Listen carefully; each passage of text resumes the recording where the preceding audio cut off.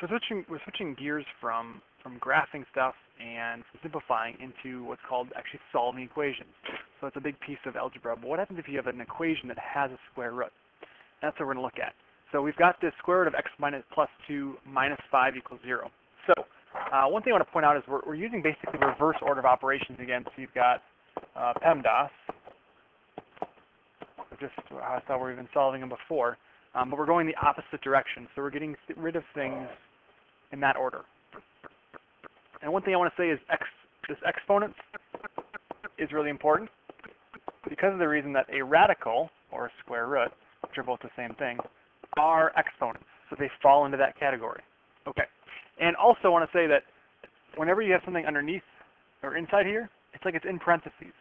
It's being done inside a set of parentheses because it's included within that radical. So we're going to get rid of our subtraction first. That's our bottom one. So with that, we're going to add 5 to both sides. So we have the square root of x plus 2 equals 5. So we've got our subtraction done. There's no addition except for the stuff that's inside our parentheses. So we can't do that yet because it's trapped inside there. So we have to get rid of our square root. And the way to do that is actually to square it, because squares and square roots are always opposites of each other. So we're going to square this thing, and we're going to square that thing. So we have x plus 2. It's now outside the parentheses because that radical is gone, equals 25. And to solve that, our last piece is we're going to subtract 2 on both sides. So minus 2, so x equals 23. One thing make sure you always want to do is plug it back in to check. So doing that, we'll do that in red over here. So you have the square root of 23 plus 2 minus 5 equals 0. So now we're doing what's inside the parentheses underneath that radical. So you get the square root of 25 minus 5 equals 0. Square root of 25 is 5 minus 5, so you get 0, which is good. So that means that's our answer. All right, so we're going to look at a couple more complicated ones just to make sure we've got this down, kind of the order that you go in. All right, so now what you do is, first of all, I've got this one up here, 5 square root of x minus 3 plus 4 equals 14. You've seen one already, so go ahead and try one on your own. I'll give you about 30 seconds here. Pause it, and we'll get back together.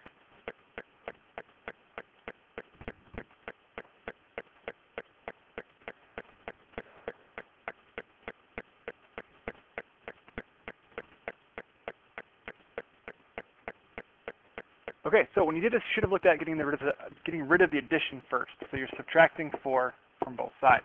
So you have 5 square root of x minus 3 equals 10. We can't get rid of that square root or that minus 3 yet, so you have to get rid of the 5. So you have to divide by 5 on both sides, divide by 5. So we get square root of x minus 3 equals 2. So now we got rid of everything.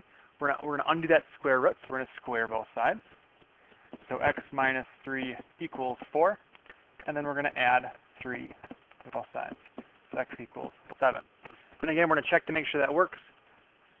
So we've got 5 square root of 7 minus 3 plus 4 equals 14.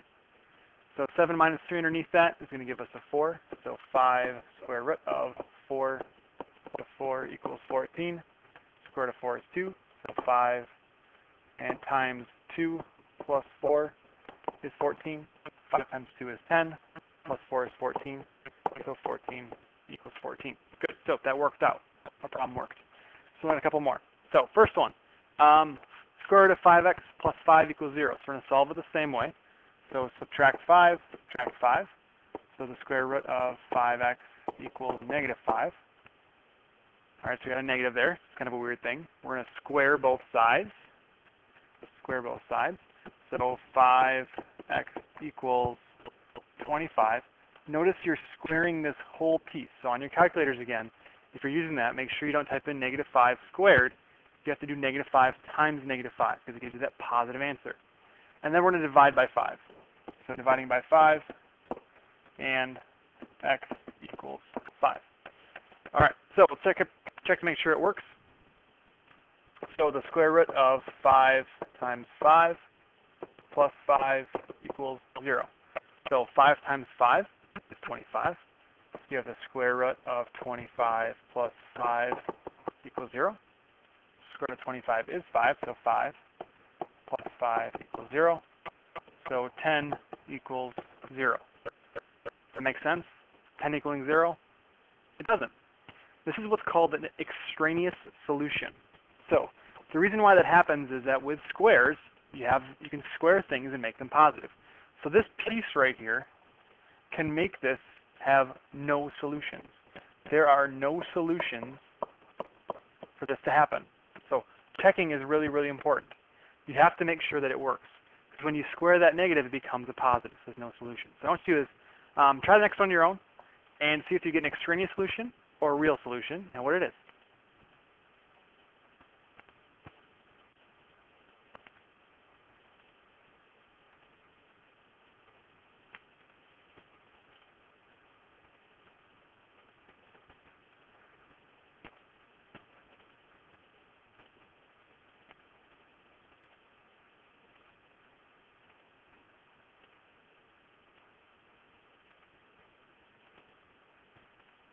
Okay, so first thing you should have done is subtracted 6 from both sides.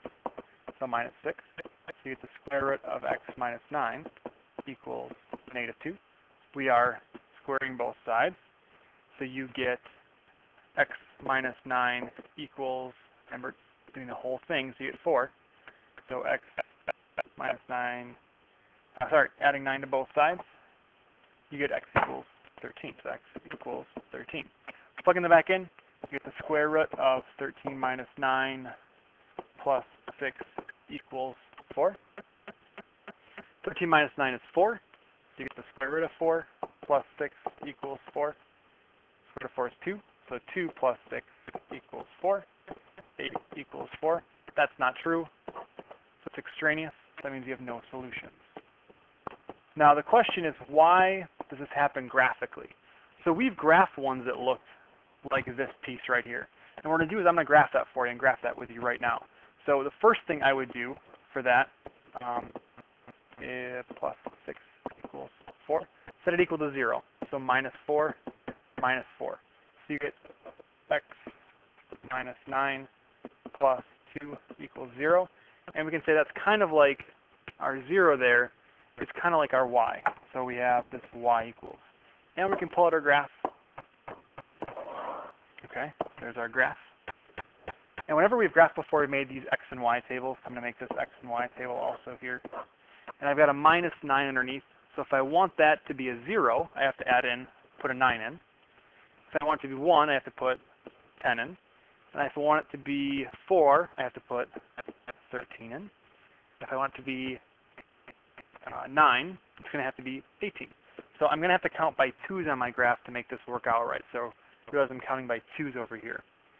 And plugging this in, so the 9 first, so not square root of 9 minus 9, that's the square root of 0 plus 2 is 2. Okay. Next, we have our 10.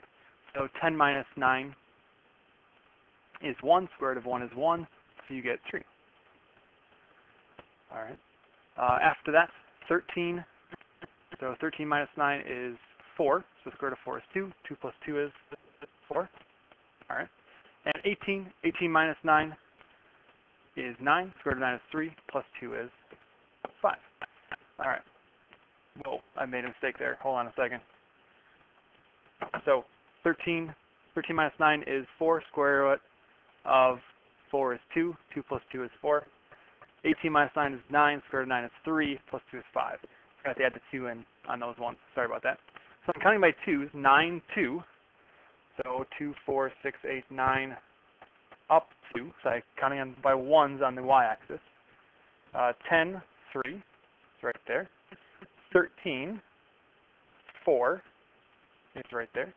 And then 18, 5 is right there. So here's our graph. All right. Now our answer for our equation was x equals 13. Right here. So at 13, we know that this whole thing equals 4. All right, because we have it right here. So 13, 4. Yet we were comparing it to our 0. So at that point, that graph should have equaled 0, but in fact it equals 4. So those two don't match up. So that's why it becomes an extraneous solution. All right, so we will see you soon. Hopefully those of you on the band trip have gotten through this before you left, so you had time to work on it on the bus rather than trying to get some Wi-Fi while you're out there. Hope you're having fun, and for everyone else, I'm sorry you're not there.